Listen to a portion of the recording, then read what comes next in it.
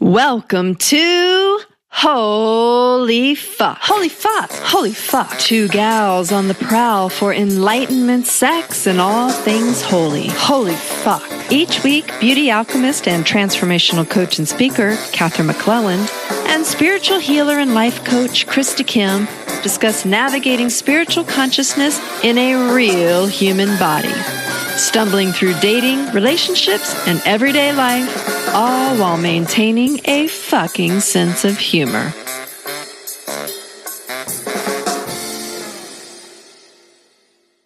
Hey, Krista. Hey, Katherine. Do we have a topic for you today, ladies and gents? It's such a fun one. It is. We're so excited about it. Not that I'm the expert in it, but I'm... I don't know. You might be, don't think? Krista and I have some personal contact with this whole department of conversation we're going to have today.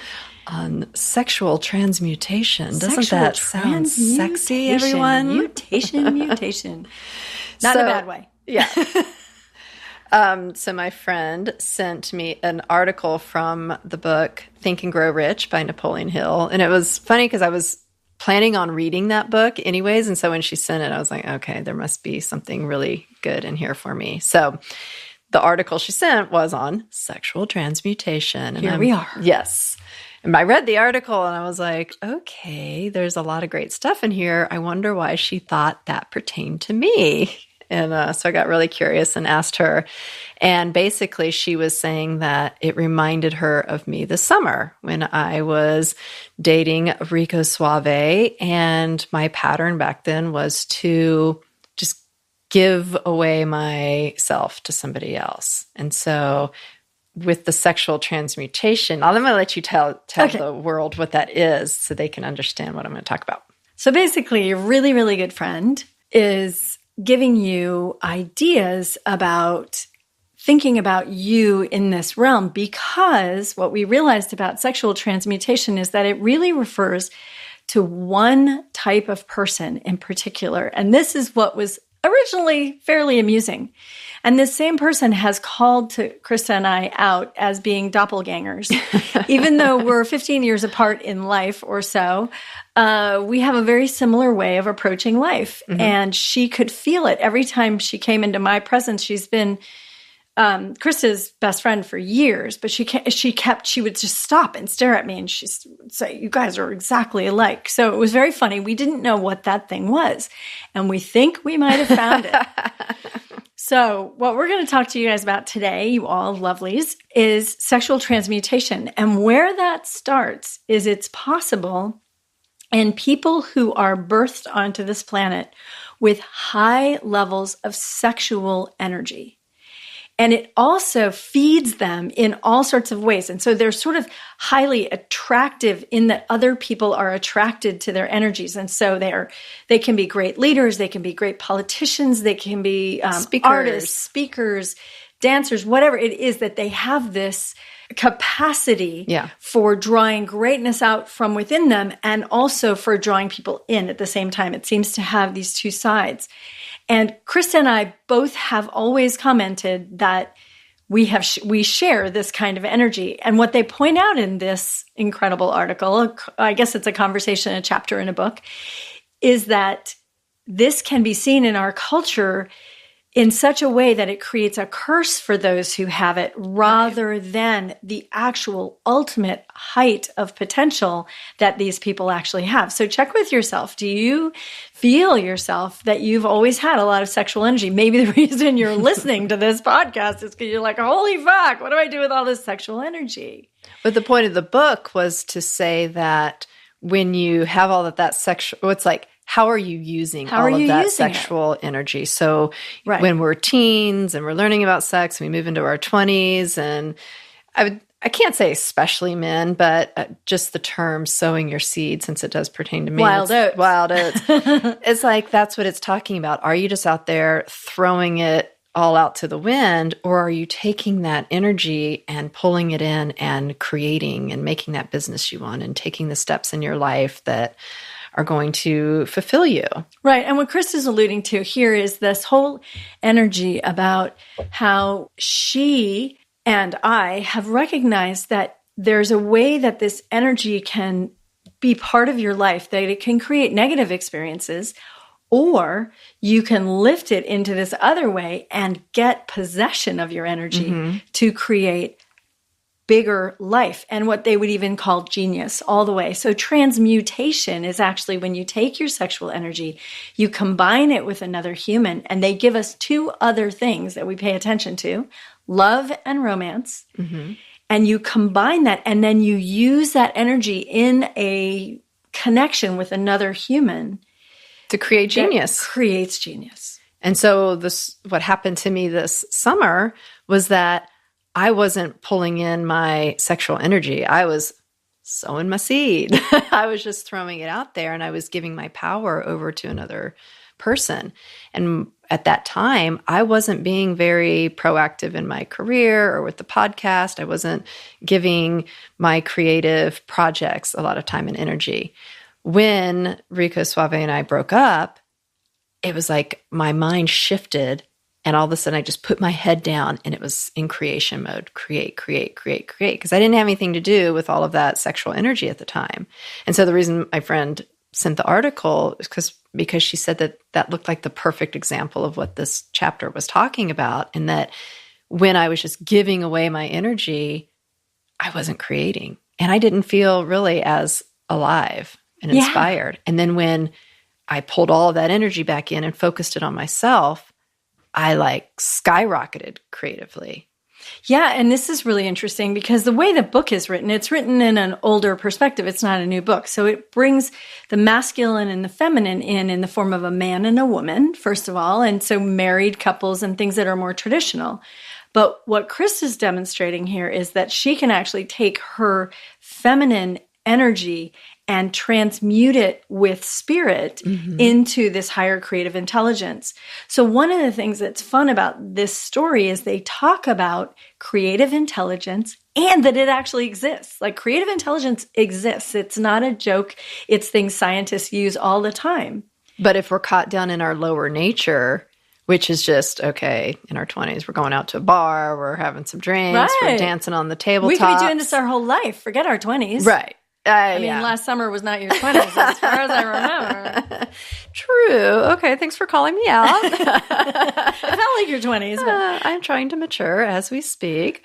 But I guess also if we're talking about how do we not teach this, but how do we share this for people who are in their younger 20s and 30s so they don't have to waste 20 years trying to figure this out on their own, right? So we as older, wiser, hopefully. Wiser women. We're the older women in your lives. It's like we want people to learn earlier on so they can achieve more creativity and connection with spirit. So I'm using 20s and 30s as in those stages, it's typical to just really be out there experiencing and maybe not necessarily focusing on the end game or your higher purpose, that type of thing. You know, I think one thing, Krista, this is great that you were just saying that. I think one thing that they also point out in this article, I know they pointed out in the article, is there is a way that we take an energy like this and we begin to feel that it has some power. And then we might drink to get there, or use LSD, or do all sorts of other things to get ourselves, or even indiscriminate sex. But what happens when we do it that way is it lifts us and then it drops us down, and it lifts us and it drops us down. So rather than when one of the postulations of this idea, of Napoleon Hill's idea, is that when you come into contact with one, so spirit, if you're going in the direction of opening yourself to spirit, or if you come in the real sexual transmutation with another person, whether you're carrying male energy or feminine energy, you come to that together, you create a static's the wrong word, sorry, a sustainable energy of creativity that then can grow. Because like in the beginning of a new relationship, when you said sustain, like the word sustainable, that energy that you have in a new relationship doesn't feel sustainable because it's so like kapow, so great. It's up and down and sexy and it's frenetic and uncertain, right? Lots of uncertainty, right? And so I feel like as you fall more and more into love with someone, and maybe this is what he's referencing, when you fall more in love, it becomes more stable. You bring in that romance part, and the sex part, the energy is more manageable. Yeah, it goes into flow, I think, because because we're not going to manage or control this energy because it's really a high intelligence energy. And I love that it has romance and love and sex are the three components. And why does that feel so important is that those are feeling level, those are experiences that open your mind. Your chemistry in your brain changes when you feel that way. Now, I know in my life, I had an experience where the person that I was so connected to that I felt this was so true with, and I do feel like I was able to, that there was big creation happening between us, and including all sorts of different kinds of creation, actually. But when that was happening, everything was really like firing on all cylinders. Life was just starting to, it felt like it was blossoming in front of me. When we looked back 5 years, we couldn't believe what we'd achieved in 5 years. Just, it was incredible. And yet there's something fell out of that energy at one point that, and when I finally was trying to determine within myself, there was still sex and there was still love, there was no romance. And see, this is where I got confused in the article. Yeah, let me say one more thing about this because it's really interesting to me. What I think any woman, so let's take this to ourselves because you guys will take this to the place you take it to. But with romance, it's like courting someone, right? So, any woman knows what it feels like to be courted. And Krista, a couple podcasts ago, we were talking about you owning your value and being courted. And realizing how important it was. Yeah. Yeah. And so that's the romance. That's the feeling of courting. That means you go out of your way to create an honoring and respectful environment that's full of loving. You can feel it. And it's, we were talking last week about open her and all the roses and, whatever works for you or doesn't. Don't buy crystal lilies, everyone. Never buy crystal lilies. At least not the stinky ones. Just stay away from it. And so the adding of the romance really helps solidify my understanding that a man and a woman have to be in a romantic expression and a sexual expression and a love expression. So it has to have the sustainability of love, right? The romance is that romance of the first blush of love that has to stay alive. And then it has this sexual energy that probably both people have to have. I don't know, because that's not something that really gets talked about. Right, because if the man has it and the woman doesn't, how is he going to fulfill his creative need if his partner doesn't have it? I think they did talk about it somewhere in there, that both women and men have to have it in that partnership. I'm not sure. I don't remember. But what I can imagine is whether they said it or not, that there wouldn't be the same kind of energetic connection if they both didn't. And in the past, in this article, what they talk about is how the man would go out and create genius in the world. And they give example after example, you're welcome to read this, of men who have been amazingly genius, have come up with hundreds of patents and scientists and world leaders and who have accessed because of the women in their life, because they had these women. And then interestingly, when they turned their back on the woman, what happened? And that often if they got caught in their ego after they had made some level of achievement, and they discarded the woman, they often had a fall from grace. Like lost their fortunes, their reputations. Some of us might be able to think of presidents that this happened to. Some of us might be able to think of other heads of industry, actors, people who grew their creativity in the presence of one connected relationship with the stability and the love and the romance and all that, and then discarded it. Right. And then the other question is, there's another side. So does the other person stop feeling connected and then they pull their energy out and the original man or masculine has to go find another place for it? I know someone in my life who never could end, as a man, never could end one relationship before starting another. So he was the world's biggest cheater because he was always dating while he was still in his last relationship. And he didn't understand the destructiveness of that. He was just after this transmutation. Which brings us, Krista, to the point about what happens when you're wasting this energy by not focusing it. right? Like, so if you have a man who isn't focusing or noticing that he's getting all of this amazing transmutation and genius from the woman he's with, and he discards her, or he over and over discards her, he's demonstrating. Are we talking about this summer, my personal story, or no? Possible. You could be possibly talking about that.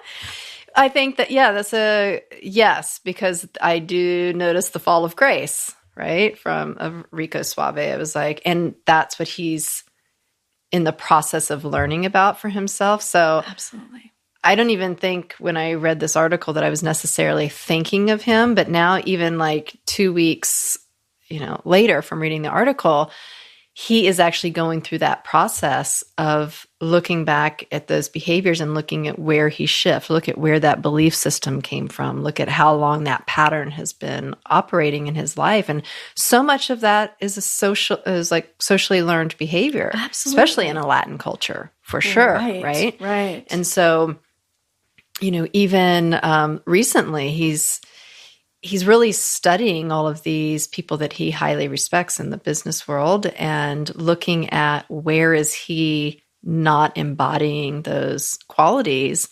And then even having lots of conversations with me about, okay, he has the love for me and we have the sex and we have the romance. Maybe they all haven't been at the same time in the past, right? Because when you have all three of those, again, that's where it gets really intimate and vulnerable. So sometimes, even though we have all three, someone pops in and out and only maybe shows up with two and two. And so we're at the process of like, hey, can we be 3 and 3? And can we have all of those? And even this weekend, I feel like there was a moment where there was a fall from grace of like the way in which maybe he was talking with me. And I was like, thinking about it yesterday, like, wow, I actually can't be in relationship with someone who doesn't have that part of themselves developed.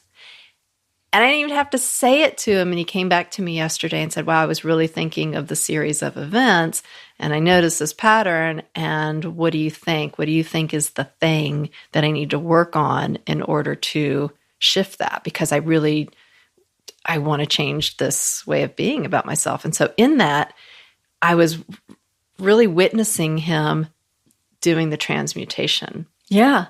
This is a great example. And, it's funny because a lot of people, when the feminine energy is doing her part, and it could not, this is not necessarily women. We want to really hold that space for men to be able to hold this space too.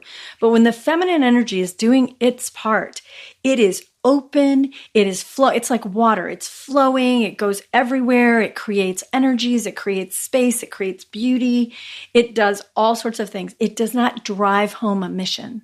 Right. And when you have two people in a couple that are driving home a mission, you can get in really big trouble because you start fighting over who's stronger and who's more powerful. In this conversation, because this book was written in the past, right, it's going to be a conversation about men and women. And it says men held this kind of energy and then women hold this kind. And so what they found in the past was that it looked like the women were quiet and modest were the words they used. And behind the scenes. Behind the scenes.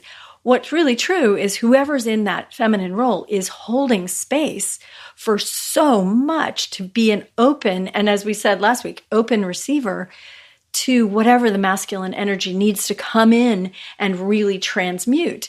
The masculine on that person's part has to be respectful, it has to be caring, it has to be full of love, and it has to be in-boundaried.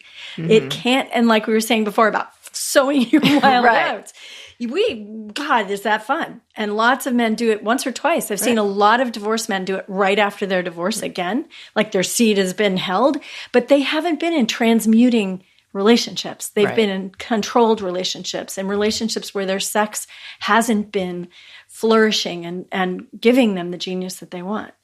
So they have to sort of spread that again until it calms down. And so what's happening in your relationship is that both of you are figuring out how do you hold. For you are in the feminine aspect at many times, maybe not all the time. What do you think? I think that, again, that's where I'm learning to be more comfortable in that feminine space, because in the past, I was definitely much more comfortable in the control aspect and the driving and the scheduling and the making things happen. And part of my journey spiritually has been to soften and to open up to my spiritual connection and to the thoughts and feelings that Spirit wants me to receive, so that I can flow and go out in the world and create things that are more spirit connected, instead of from my get that done, my Capricorn side, which just wants to make a list and, make it happen. She does like to make lists. I'm a list maker. She's a list maker. Yeah, and there's this exciting thing that's happening now as in this conversation, as Krista and I wonder, how does the feminine energy access that genius and also express itself without becoming this driving force that would counter-influence the man? See, I feel like it's the key word is balance. And I feel like love, romance, and sex is the balance part. Just as if I, like this summer, went so into my feminine that I didn't have any masculine energy left to go do the things I needed to do in the real world. Right. And maybe he was vice versa, where he was so in the masculine that that's probably accurate. Didn't have necessarily the heart and the feelings at that time he could do what he needed to do at that time for his career, but he wasn't then able to do it in conjunction with a relationship. And so that whole concept of balance, even though one partner usually is playing more of the masculine and one's more of the feminine, instead of it being like 75% and 25%, it's like, can we be just kind of like in the 45% and keep it a little bit more, like, I don't want to feel like I can't be in a relationship with someone and have a career. And I think that's what I kind of got a little triggered in the article, because it was like, well, I don't know where my thought is on that, but I definitely was like, I want to be able to have juicy sex, and I want to be able to flow like a woman. And I also want to know I can get up in the morning and go to work. Yeah, I have an idea about that. I have a really good friend who I watch all my friends. Be careful if you're my friend. I have one really good friend who has a very powerful masculine husband, and she has her own relatively strong, powerful self too. And whenever I see them come together, there's a way in which, and they don't work together. Mm-hmm. And there's a way in which she drops that sort of powerful masculine energy, which is probably only 25% of who she is anyway, really. Mm-hmm. She drops it. And she gives herself the gift of being sort of allowing his strength to take the lead. And this was something that they said in this article, was if the woman can allow this important aspect of a man, of his strength, to the one who really kind of needs to be seen as stronger, to not emasculate, to not fight with power, and to really sort of, as a gift, give him the strength aspect of the relationship and hand him that. Mm-hmm. And then on his side, he gives her the influence, the ability to influence him. So he doesn't say, I'm the strong, powerful one and you have nothing. It's like, I'm the strong, powerful one. And what do you think about this? Influenced by you. Right. What do you think about this? Yeah. I was telling Krista, it reminded me of the movie of My Big Fat Greek Wedding, where the dad says, I am the head of the family. And the mother says, yes, but I am the neck. And she controls where he looks. Very funny line. And exactly speaking to this point, this is how it stays equal. Right. But if we just keep it in the female or the man and woman, that might trigger people. Yeah. So really keeping it in the feminine and masculine energy, because there's all kinds of different relationships out there. And it doesn't matter if the female is really playing the male and the male is playing the female energy. It doesn't matter. It's just about if your partner needs to be in the masculine, in the strong energy, one, and you're refusing to let them have that, then you're going to be butting heads. It doesn't mean you're weak to let them enjoy being the stronger one. And this is the whole point of that story I just told about the Big Fat Greek Wedding, is that she actually is might even have more power. Right, exactly. Because she's the influencer. And that I heard a great quote once. I have no idea where it came from, but it was, imagine the amount of work that could get done in the world if no one cared who got the credit. Right. So my friend who gives her husband this kind of status and power when he steps into the room is her way of influencing him. Because he is now able, now that he's received what he needs, he can open and give her back her influence. So she can come back in now and say, hey, I really don't like the way this is going down. Right. And then they can work through it. So they definitely have a very balanced relationship. It's one of my favorites, and I watch it a lot. Well, and I think you've talked about this too with a lot of powerful couples that you've witnessed in relationship, whether it was Byron Katie. With her husband. Yeah, there is a way in which the women do this interesting thing where they give the strength to the man, and the man gives the influence back to them. And I just love the way it was articulated in this article. And for any of you who are students of creative mind or infinite intelligence, there are other ways to access infinite intelligence and creative mind to take you to the heights of your genius and allow you to really create what you're meant to create. And I think sometimes we call that star power that people have. Often salespeople, I love that part this kind of of the book. Influence, right? Because it was talking about how a really great salesman, you just they have to have a certain amount of sexual energy in order to be a great salesman. It's like the way they dress, the way they hold themselves in their posture, the tone in which they speak. It's super sexy. It is. And what was fun about that conversation in the book was they said he takes, so that again, they're using it as a man, but of course a woman is capable of this too, using the masculine energy, is that you take that part of you that gets so committed to having sex and driving that home, and you move it into this same thing with how you want to move this product or whatever it is you're selling, so that you have this ability to inspire people to want to have sex with you on one hand or to want to buy your product on the other. So, this is a really fabulous topic, and it's really fun to play with. Because the salesman, think about it, is still using the love, the romance, with He's the sex totally as the ending. romancing. So you're romancing your client, you're making them feel good about themselves, you're instilling, safety, that they trust you, you're speaking nice, you're loving them with kind words. So I love how it translates, not even, away from just sex. It's right. It translates life. Into every part of your life. And the other piece they touch on, speaking of the shadow, which we haven't spoken of, is that you can go into business and you can achieve really, really big things.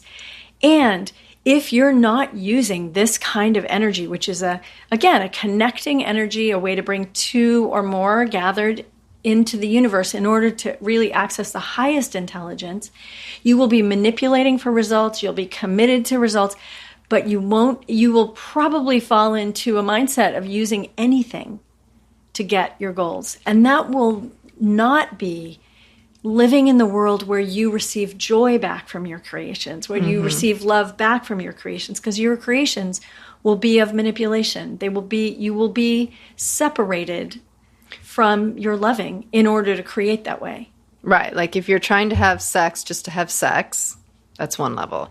If you're pulling out romantic gestures for your date to get sex, that energy can be felt. So that's why that just having the two doesn't work. If you're loving, I think maybe this is where I got confused. If you have the love aspect and the sex, what's missing is the romance is missing, but can you still get away with just the love and the sex? I don't think so, because I think the romance is the beginning of the creativity. Like it calls you into the joy of the thing. You know how we can be in love and have it be kind of the bottom line. Yes, I love you. I love you. And we have different loves. We have the way we love our children, our animals, our our people, our lovers. They're all different ways of loving. But the romance is what sets this apart because it's not the way you love your children. It almost feels like a daily recommitment to your partner, the romance. I would think so. Yeah. I would really think so. And the acknowledgement that it's important. Right. Right? Like, actually, romance is a super big deal. If you want your connection with another person to take you to the fullest life that you want to have, we've all seen those power couples, right? And you're like, what? How are they doing that? Because they don't have more time or energy than we do. Right. They're using their, and here's the piece too that's really important. I think we said it, but we're going to say it one more time. It's about honoring this energy as so beautiful. It's a huge gift to be born onto this planet with this much sexual energy. Honoring it and using it to build your life from, to lift you into the heights of your possibilities, into this creative mind. And rather than have it destroy you by letting it just move you willy-nilly. So there's a level of discipline that's going to be called in. And that's why they suggest in this article that most people are not really successful. They don't reach the heights of their career until 40s or 50s.